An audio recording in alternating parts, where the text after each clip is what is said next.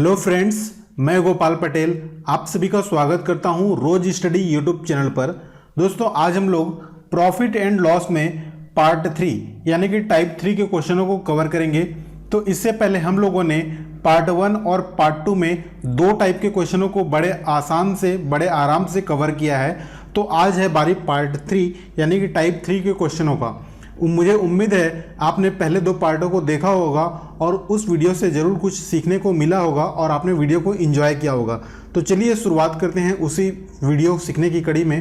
Profit and loss को बड़े आसानी से सीखने की कड़ी में हम वीडियो की शुरुआत करते हैं। लेकिन वीडियो शुरुआत करने से पहले आपसे एक छोटी सी गुजारिश थी, अगर आपको ये वीडियो पसंद आए तो प्लीज़ वीडियो को लाइक करके हमें मोटिवेट कीजिए और अपने दोस्तों के साथ ज़रूर शेयर कीजिए। अगर आपने अभी तक हमारे चैनल को सब्सक्राइब नहीं किया है तो प्लीज़ चैनल को सब्सक्राइब कर लीजिए और बगल में बेल आइकन को उसको प्रेस कर लीजिए। ठीक है, तो चलिए शुरुआत करते हैं। चलिए फ्रेंड्स, पहला क्वेश्चन देखते हैं।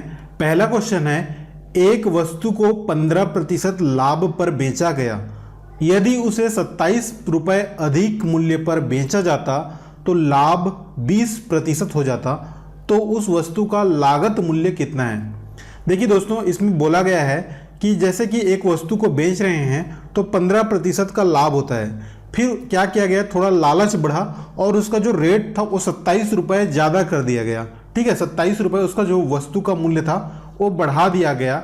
फिर लाभ 20% होने लगा, तो वस्तु का जो क्रय मूल्य है, जो लागत मूल्य, वो आपसे पूछा गया है। तो देखो, मैंने आपको पहले दो वीडियो में अभी तक यही सिखाते आ रहा हूँ कि भाई इस दुनिया में जो कॉस्ट प्राइस होता है, इस दुनिया में कॉस्ट प्राइस हमेशा 100% के बराबर होता है। बात समझ में आ रही है?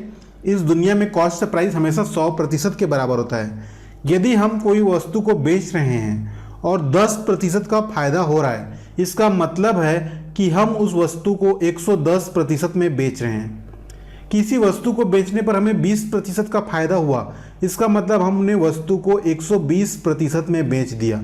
यदि हम किसी वस्तु को बेच रहे हैं और 5% का नुकसान हुआ तो हम उस वस्तु को 95% में सेल कर दिए। हमने किसी वस्तु को बेचा, 25% का नुकसान हुआ तो हमने उस वस्तु को 75% में सेल कर दिया। अब ये कैसे आ रहा है सर, थोड़ा समझ में नहीं आ रहा है। तो बेटा, पहला पार्ट 1 और 2 देखो, फिर पार्ट 1 पार्ट 2 देखो, फिर आसानी से समझ में आएगा। कहने का मतलब है क्रय मूल्य हमेशा 100% के बराबर होता है। 100 से जितना ज़्यादा में बेचेंगे उतने का प्रॉफिट होगा, 100 से जितना कम में बेचेंगे उतने को लॉस होगा। ठीक है, उतने का नुकसान होगा। तो 10% का फायदा यानी कि 100 + 10 110% में बेचेंगे। 20% का लाभ हो रहा है, मतलब 100 + 20 मतलब 120% में बेच रहे हैं। 5% का नुकसान मतलब 100 - 5 यानी कि 95% हो रहा है। 25% का लॉस हो रहा है, 25% की हानि हो रही है। तो 100 में से 25 कम करेंगे तो 75% में वस्तु को सेल कर रहे हैं। ठीक है, तो ये तो पुरानी बात थी। अब इस क्वेश्चन में क्या है उसको देखते हैं। एक वस्तु को 15% लाभ पर बेचा गया। देखो, अगर 100% पे बेचा जाता तो ना तो फायदा होता ना तो लाभ होता। ये 100% आपका सीपी हो गया। ठीक है, अब 15% लाभ पर बेचा जा रहा है, मतलब 115% में बेचा जा रहा है। ठीक है ना, वस्तु को पहले क्या किया गया, 115% में बेचा गया। फिर क्या किया गया, उसका जो दाम है वो 27 रुपये बढ़ा दिया गया, तो लाभ क्या होने लगा, 20% का लाभ। अब 20% का लाभ हो रहा है, मतलब वस्तु को 120% में बेचा जा रहा है। ठीक है, यहां तक बात समझ में आ गई। अब देखो, 115% में पहले बेचा जा रहा था, अब 120% में बेचा जा रहा है, मतलब 5% जो दाम है वो बढ़ गया। ठीक है, अगर मैं प्रतिशत के हिसाब से बोलूं तो 5% वो सामान अब महंगा बिक रहा है, और रुपए के हिसाब से बात करें तो 27 रुपये महंगा बिक रहा है। तो 5% बराबर 27 रुपये की तुलना कर सकते हैं। 5% बराबर 27 रुपये।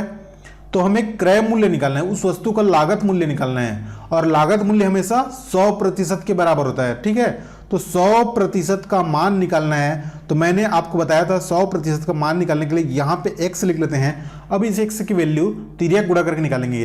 तो सिंपल से यहाँ पे x लिखेंगे, x का डायरेक्ट आंसर निकाल रहे हैं। x बराबर क्या लिखेंगे, जो x के सामने की वैल्यू है वो नीचे डिवाइड होगा तो यहाँ पे 5 आएगा, और बाकी जो दो चीज़ें हैं वो मल्टीप्लाई, तो 100 और यहाँ पे 27 लिखेंगे। ठीक है, अब 5 से 5 एकम 5, 5 दूना 10, 5 शून्यम 0, 20 × 27 आ गया। अब इसको सॉल्व करेंगे तो 27 शून्यम 0 और 27 दूना होता है 54। ठीक है, तो 540 आ गया। तो तो 100% की वैल्यू 540 आ गया और 100% क्रय मूल्य होता है, तो आपका जो आंसर है वो है 540। तो देखिए अभी इसको समझते चलिए, मैं आप लोगों के लिए प्रैक्टिस सेट भी लाऊंगा। अभी बस बेसिक एकदम जीरो से स्टार्ट किए हैं, ठीक है, कि बस आपको थोड़ा इस सब्जेक्ट के प्रति इंटरेस्ट जागृत हो जाए, ठीक है। इस सब्जेक्ट के प्रति आपको इंटरेस्ट जागृत कराना मेरा उद्देश्य है।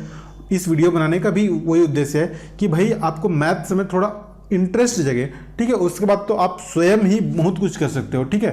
तो इसलिए इस वीडियो को आराम से देखो और समझते चलिए, ठीक है। एकदम छोटी छोटी बातों को समझते चलो, हर क्वेश्चन को समझो। इस क्वेश्चन को 5 बार आप बनाओ, यही क्वेश्चन को, ठीक है, आपके दिमाग में पूरा छप जाएगा, फोटो कॉपी हो जाता है, ठीक है। तो आप प्रैक्टिस करो अभी इसी क्वेश्चन को, फिर उसके बाद बुक वाले क्वेश्चन को भी सॉल्व करेंगे यार, ठीक है। तो टेंशन मत लो, आगे बढ़ते हैं क्वेश्चन की तरफ। चलिए दोस्तों अगला क्वेश्चन देखते हैं। अगला क्वेश्चन है, एक पुस्तक विक्रेता ने एक पुस्तक 20% हानि पर बेची। यदि उसने वही पुस्तक 108 रुपये अधिक में बेची होती तो 30% का लाभ मिला होता। तो उस पुस्तक का लागत मूल्य ज्ञात कीजिए। उस पुस्तक का लागत मूल्य मतलब सीपी, और सीपी हमेशा 100% के बराबर होता है। तो इस 100% का मान आपको निकालना है, ठीक है। तो क्वेश्चन फिर से एक बार रीड करते हैं। एक पुस्तक विक्रेता ने एक पुस्तक 20% हानि पर बेची। अब इस 20% हानि पर बेचने का मतलब क्या है कि उसने उस पुस्तक को 80% में बेच दिया, ठीक है। उसने उस पुस्तक को 80% में बेच दिया गया। उसके बाद उसके मन में आया कि भाई मेरे को नुकसान हो रहा है, मेरे को हानि हो रही है। फिर उसने क्या किया, उसने वही पुस्तक 108 रुपये अधिक में बेचना शुरू कर दिया। तो उसे 30% का लाभ मिलने लगा। फिर मतलब 30% का लाभ मीन्स होता है क्या है, 130%, ठीक है। तो 80 से 130 जाने में कितने परसेंट की वृद्धि हुई, तो 80 से 130 जाने में 50% की वृद्धि हुई। और रुपए में कितने का वृद्धि हुआ, 108 रुपये ज़्यादा बेचने लगा, तो यहाँ पे लिखेंगे 108 रुपये। तो हमें क्या निकालना है, वस्तु का लागत मूल्य, और लागत मूल्य क्या होता है 100%। तो 100% का मतलब निकालना है, तो 100% कितना के बराबर होगा, तो 100% x के बराबर होगा। अब इसको आप डायरेक्टली भी देख सकते हो कि जब भाई 50% बराबर 108 रुपये है तो 100% उसका डबल है, तो 108 का डबल 216 रुपये हो जाएगा। तो 100% का वैल्यू 216 रुपये हो जाएगा, ठीक है। तो उस वस्तु का लागत मूल्य 216 रुपये है। तो देखो क्वेश्चन बड़े आसानी से समझ में आ रहा है, क्वेश्चन मज़ा आ रहा होगा उम्मीद करता हूँ। तो इस टाइप के जितने भी क्वेश्चन हैं आपके बुक में, उन सारे क्वेश्चनों को सॉल्व कीजिए। अगर कोई भी क्वेश्चन में दिक्कत होती है तो आप मेरे को व्हाट्सअप कर सकते हैं, मैं आपके क्वेश्चनों का जरूर आंसर दूंगा। तो भाई आपको मेहनत करनी पड़ेगी, मैं भी मेहनत कर रहा हूँ, ठीक है। तो मिलकर मेहनत करेंगे और मज़ा आएगा इस सब्जेक्ट में। तो मेरा जो उद्देश्य है आपको इसको इस सब्जेक्ट के प्रति इंटरेस्ट दिलाना है, ठीक है। तो चलिए आगे बढ़ते हैं नेक्स्ट क्वेश्चन की तरफ। चलिए फ्रेंड्स अगला क्वेश्चन देखते हैं।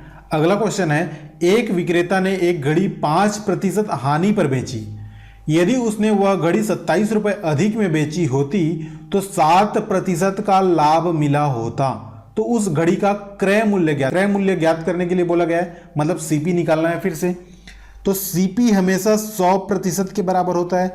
सीपी हमेशा 100% के बराबर होता है, तो हम 100% यहाँ पे लिख लिए। अब देखो पहले क्या किया जा रहा है, 5% हानि पर बेचा जा रहा है, मतलब घड़ी को 95% में सेल किया जा रहा है, ठीक है। घड़ी को 95% में सेल किया गया। उसके बाद घड़ी का दाम बढ़ा दिया गया, 27 रुपये से दाम बढ़ा दिए। फिर 7% का लाभ होने लगा। 7% का लाभ मतलब सिंपल से समझ में आता है कि 107% में अब उस घड़ी को बेचा जा रहा है। पहले 95% में बेचते थे, अब 107% में बेच रहे हैं। तो 95 से 107 मतलब कितने परसेंट ज़्यादा में बेच रहे हैं, तो बोलेंगे आप 12% ज़्यादा में बेच रहे हैं, ठीक है। तो इस 12% की वृद्धि के लिए जिम्मेदार कौन है, तो वो जो 27 रुपये दाम है वो बढ़ाना जिम्मेदार है, ठीक है। तो हम सिंपल सा बोल सकते हैं परसेंट में वृद्धि हुई है 12% की और मूल्य में वृद्धि हुई है 27 रुपये की। तो क्वेश्चन में हमें क्रय मूल्य, और क्रय मूल्य में से 100% के बराबर होता है, तो इस 100% का मान हमें निकालना है। तो 100% बराबर x, तो x बराबर डायरेक्ट कैसे निकालेंगे, x के सामने की वैल्यू डिवाइड होगी और बाकी जो दो चीज़ें हैं वो मल्टीप्लाई। तो 100 गुणा में 27, तो 3 चौक 12 और 3 निया 27, फिर 4 एकम 4 और 4 25 से गुणा करेंगे तो 25 चौक 100 होता है, तो 9 गुणा 25 बच गया। तो x बराबर आप क्या बोल सकते हो 25 गुणा 9। तो 25 गुणा 9 करेंगे आप तो 9 पंचे 45 का 5, 4 हासिल, 9 दूना 18, 18 4 22, यानी कि सिंपल सा आपका 225 रुपए। तो क्रय मूल्य कितना गया उस घड़ी का 225 रुपए।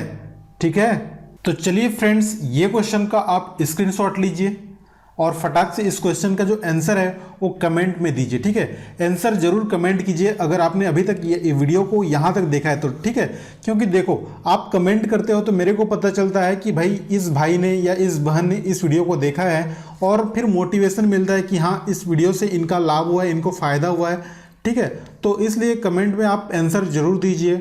ठीक है, अगर समझने में कोई दिक्कत आ रही है तो आप मेरे को व्हाट्सअप कर सकते हैं, मैं वहाँ पे आपकी पूरी हेल्प करूँगा, तो कोई दिक्कत की बात नहीं है। ठीक है, तो इसका आंसर आपको जरूर कमेंट में देना है अगर आपको उचित लगे तो। ठीक है, तो वीडियो को लाइक कीजिए और शेयर कीजिए अपने दोस्तों के साथ। मिलते हैं एक नए वीडियो में, तब तक के लिए पढ़ते रहिए, अपना ख्याल रखिए। ठीक है, बाय।